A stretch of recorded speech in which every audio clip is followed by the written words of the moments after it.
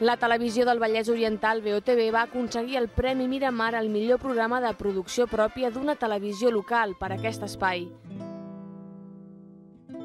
Vallès Feudal és una sèrie de 10 capítols que recorre l'empremta medieval a la nostra comarca, el Vallès Oriental, en la qual un periodista i experts van recorrent totes les runes i tots els testimonis històrics que ens queden.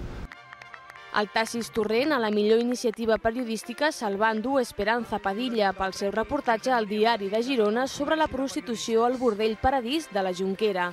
Per fer-lo es va fer passar per treballadora del sexe.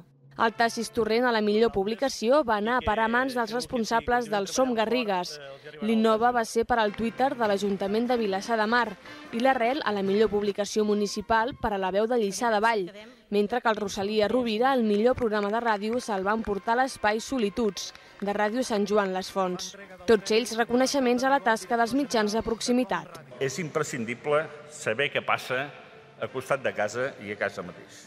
Cal, doncs, mantenir l'aposta per la comunicació local i comarcal.